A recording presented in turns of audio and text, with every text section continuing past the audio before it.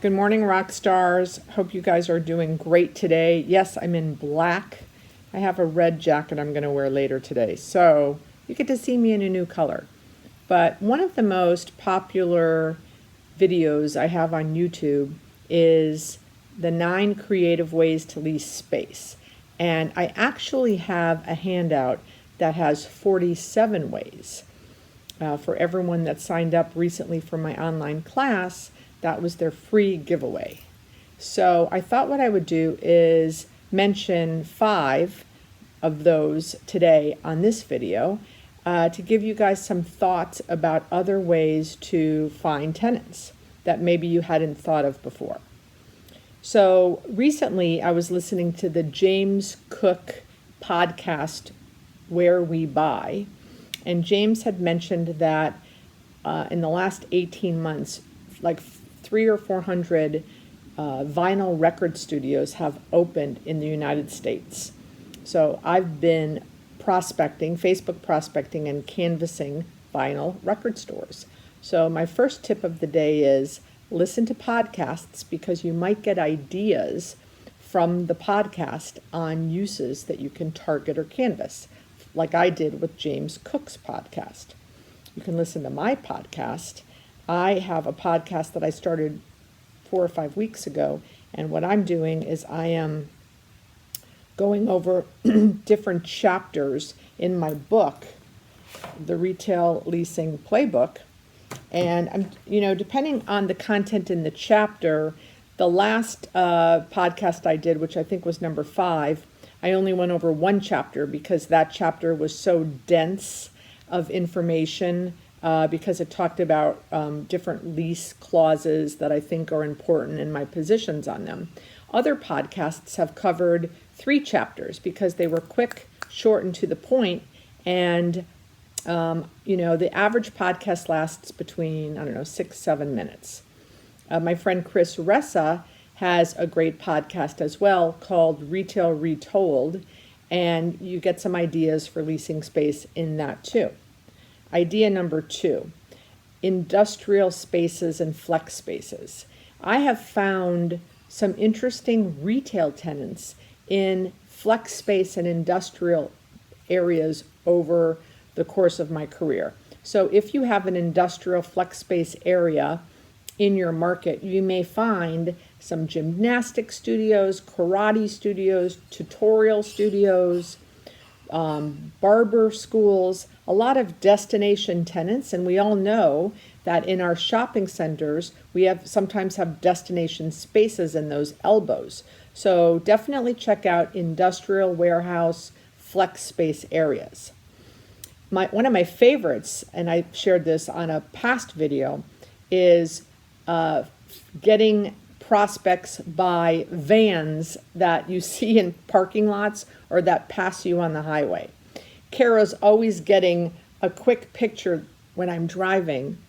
Maybe I'll hand it over to my son. He takes the picture of a van that's passing me on I-95 that's got listed on the van 8 locations. And, possibly my center's the hole in their donut.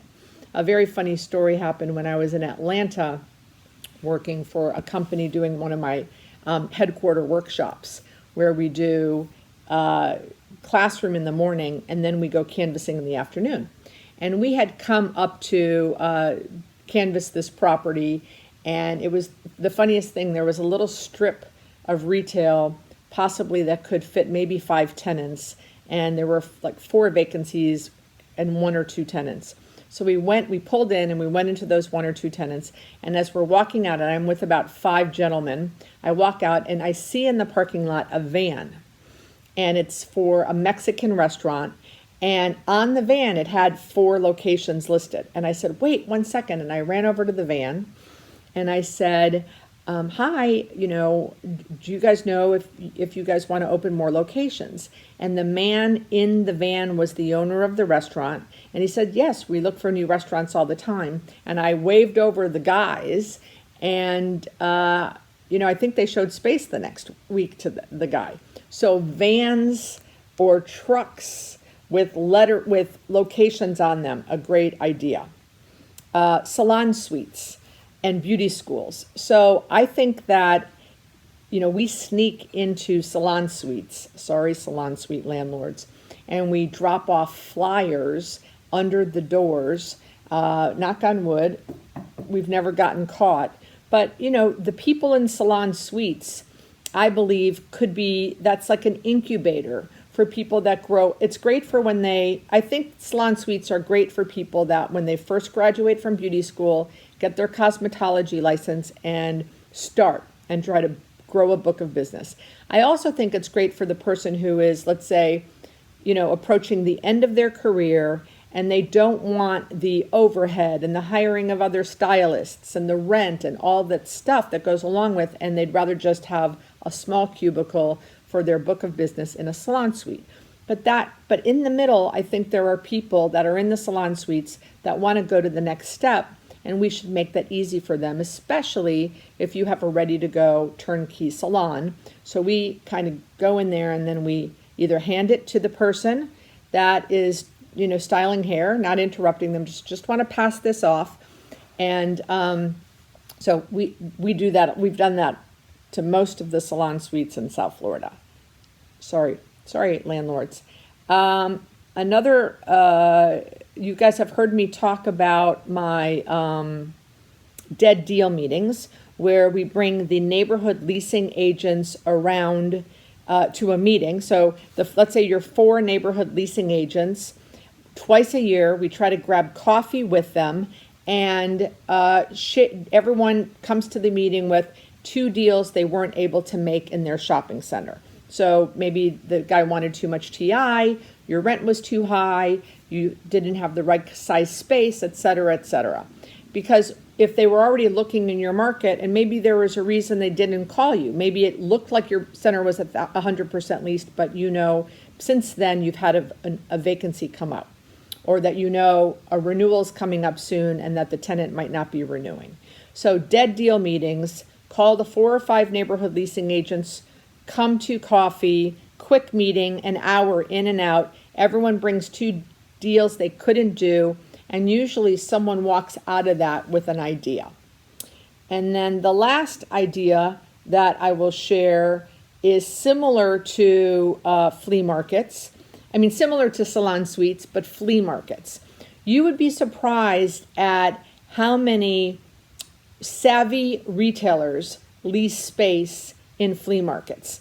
And usually, like I remember going into a flea market once and there was a beauty supply, and I had a center that I was looking for a beauty supply, and that woman owned 4 beauty supplies in the flea market.